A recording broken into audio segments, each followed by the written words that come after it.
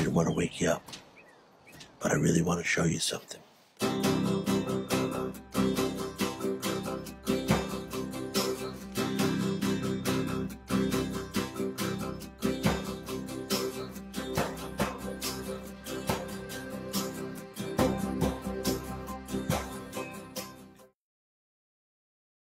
Não são poucos aqueles que adorariam ser criança novamente, passar o dia inteiro sem nenhuma responsabilidade, nenhuma conta para pagar e ter como a mais difícil lição de casa desenhar uma letra e não fazer conta com elas. A infância hoje tem um posto elevado dentre as fases da vida, sendo colocada em um pedestal em nossas memórias. Mas você sabe quando a infância foi inventada?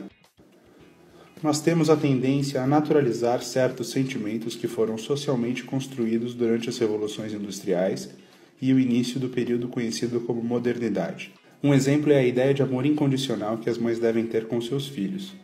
Tanto a ideia de amor materno quanto a infância não são inatas ao ser humano, mas sim foram construídas ao longo dos séculos. O educador italiano Franco Fraboni fala sobre a construção da infância em 3 distintas fases: a infância negada, ou a criança-adulto, até o século XV, a infância industrializada, ou a criança-filho-aluno, dos séculos XVI até meados do século XVIII, e, por último, a infância de direitos, ou a criança-sujeito social.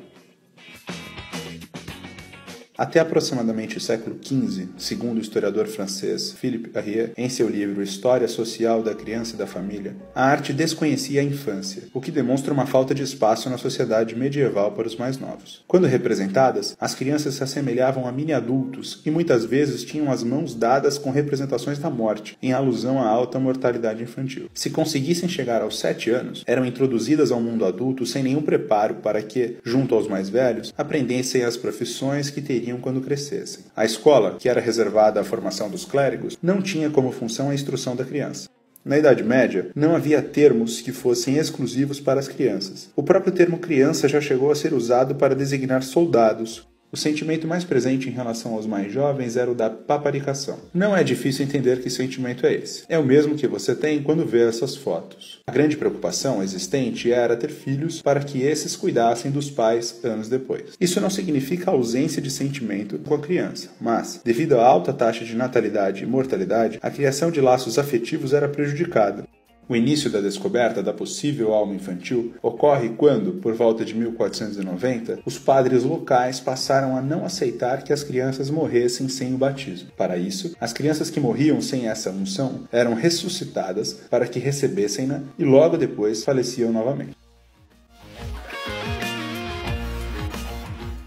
A marcação no início dessa nova fase não é exata, do mesmo modo que os acontecimentos que a seguem também não se dão de modo linear. É preciso lembrar que os acontecimentos a serem descritos se deram primeiramente em meninos de altas classes e depois, com o decorrer do tempo, foram estendendo-se para outras classes e para as meninas. As mudanças que essa segunda fase traz são iniciadas por uma lenta e gradual nova postura que os religiosos e os educadores começam a ter frente à criança. Muito do que era normalmente feito perante aos mais jovens, passou a não ser mais aceito por religiosos e educadores. Há aqui um tímido início da percepção de que a criança é frágil e também pura.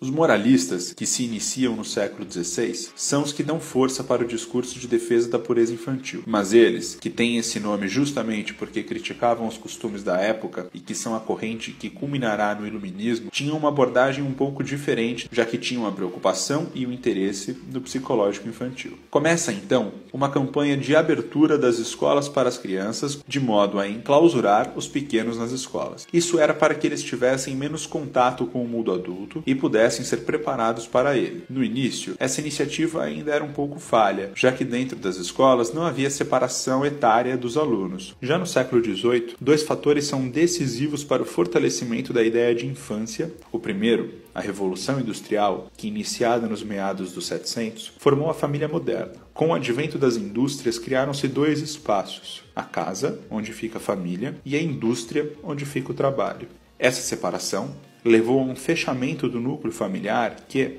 tendeu à formação de um sentimento de afeto muito forte. O segundo, a popularização da leitura, com a difusão da máquina tipográfica que dividiu a sociedade em 2 grupos, os que sabem ler e os que não sabem. Na sociedade britânica, por exemplo, child foi por tempos o termo utilizado para designar aquele que não sabe ler, mas com o passar do tempo, nas classes mais altas, os que sabem ler e os que não sabem foram se configurando em dois grupos muito característicos, os mais velhos e os mais novos. A nova família, a necessidade de ensinar os mais novos a ler e a preocupação moral devido à pureza levaram a uma expansão do número de crianças nas escolas. Nesse princípio, as escolas seguiam uma doutrina bem específica: conhecer para corrigir. A vigilância, a delação e os castigos físicos são as principais características desse sistema. Com o tempo, as próprias famílias começaram a considerar esse método de castigos físicos extremo, o que levou a uma difusão de diferentes e contrastantes métodos de ensino que, até hoje, de certa forma, refletem em nossa educação. Dois teóricos bem importantes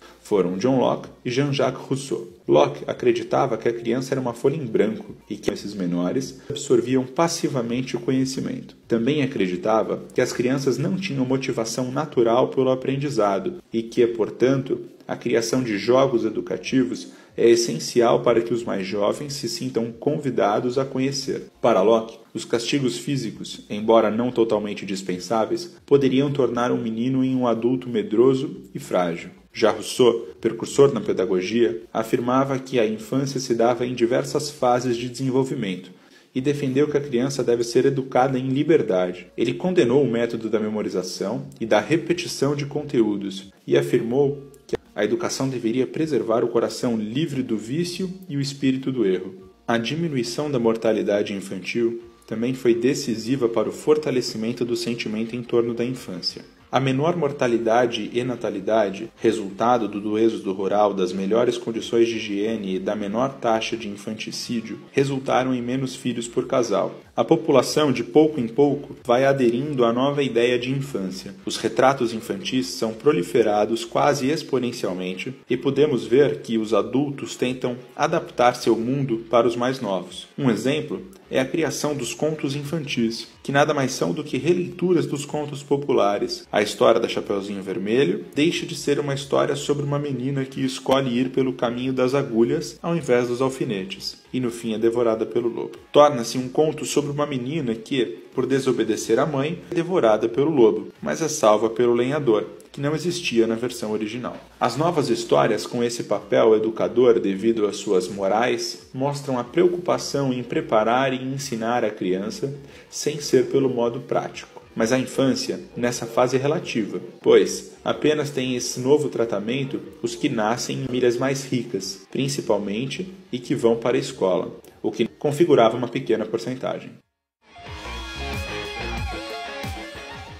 Agora, sobre todas as crianças recai a ideia de proteção, mesmo que em diversos casos não seja realmente aplicada. Essa fase é extremamente marcada pelas chamadas novas ciências, a psicologia, a pedagogia e a psicanálise. Essas novas ciências demonstraram ao longo de suas pesquisas que a qualidade da infância, e não apenas a sua existência, é essencial para o desenvolvimento humano. Esses estudos demonstraram a correlação entre os traumas infantis e certos padrões de comportamento dos adultos que sofreram tais traumas, como o uso de drogas, dependência alcoólica, depressão, comportamento suicida e a maior propensão para doenças como câncer, hepatite ou problemas na imunidade, no coração, no fígado e no pulmão. Além disso, alguns estudos mostraram que indivíduos com traumas infantis morriam 2 décadas antes daqueles que não tinham nenhum tipo de trauma. A escola toma outro rumo. Os castigos físicos são proibidos e são inventadas novas punições. O objetivo, além da formação acadêmica e científica dos jovens, é a formação psicológica e cidadã. Mas o que mais marca essa nova fase da infância é a contradição existente entre teoria e prática. Se na teoria é um mar de rosas, a prática depende diretamente da condição socioeconômica e do contexto em que a criança se insere.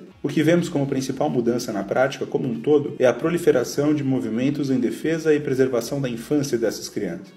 Porém, ainda existem milhões de crianças que são tratadas como se nada tivesse nunca mudado ao longo dos séculos.